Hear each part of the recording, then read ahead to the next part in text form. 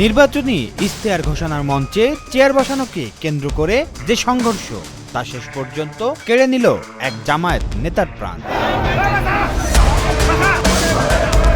শেরপুরের ঝিনাইগাতীতে ঘটে যাওয়া এই হত্যাকাণ্ডে ৩ দিন পর দায়ের হলো হত্যা মামলা, আর তাতেই নতুন করে উত্তপ্ত হয়ে উঠেছে পুরো এলাকা। শেরপুর ৩ শ্রীবর্দী ঝিনাইগাতী আসনের নির্বাচনী সহিংসতায় নিহত হন শ্রীবর্দী উপজেলা জামায়াতের সেক্রেটারি মাওলানা রেজাউল করিম।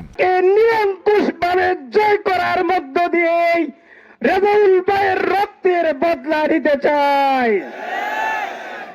এই বদলা নেওয়ার ক্ষেত্রে যদি কেউ প্রতিবন্ধকতা সৃষ্টি করে, প্রাচীনের মতো আমরা দাঁড়িয়ে যাব।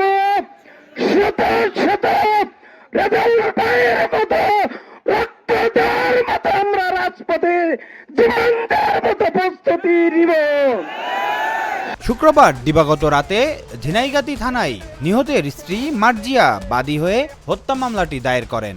মামলায় ২৩৪ জনকে নামী ও আসামি এবং অজ্ঞাতনামা আরও ৪ থেকে ৫ শতাধিক ব্যক্তিকে আসামি করা হয়েছে, যার মধ্যে বিএনপির একাধিক শীর্ষস্থানীয় নেতাকর্মীর নাম রয়েছে বলে জানা গেছে। এ বিষয়ে পুলিশ জানায় মামলা গ্রহণ করা হয়েছে এবং আসামিদের গ্রেপ্তারে অভিযান শুরু হয়েছে। তো আমরা এই বিষয়টা নিয়ে কাজ করছি। অলরেডি আমাদের বিশেষ টিম এটি ইনভেস্টিগেশনে লিপ্ত আছেন।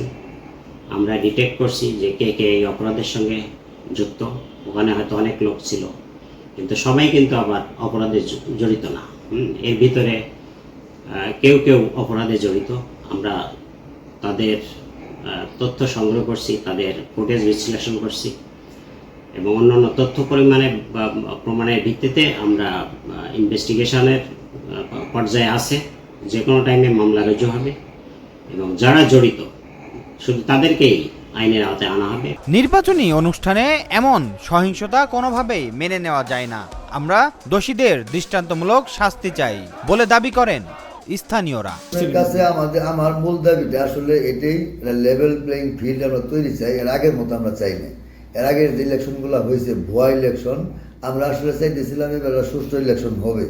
আমার দাবি আগেও আজও এখনো যে একটা সুন্দর পরিবেশে যাতে আমরা ভোটটা হয়, এটি আমার প্রশাসনের কাছে দাবি। উল্লেখ্য, গত ২৮ জানুয়ারি বিকেলে ঝিনাইগাতী উপজেলা প্রশাসনের আয়োজনে নির্বাচনী ইশতেহার ঘোষণা অনুষ্ঠানে চেয়ার বসানোকে কেন্দ্র করে জামায়াত ও বিএনপির নেতাকর্মীদের মধ্যে সংঘর্ষ বাধে। এতে গুরুতর আহত হন মাওলানা রেজাউল করিম। পরে ময়মনসিংহ মেডিকেল কলেজ হাসপাতালে নেওয়ার পথে তিনি মারা যান। এই হত্যাকাণ্ড ঘিরে রাজনৈতিক অঙ্গনে তৈরি হয়েছে নতুন করে উত্তেজনা। এখন সবার দৃষ্টি প্রশাসনের কার্যকর পদক্ষেপ ও দ্রুত বিচার প্রক্রিয়ার দিকে সবার নজর। Aminul Islam, Asian television.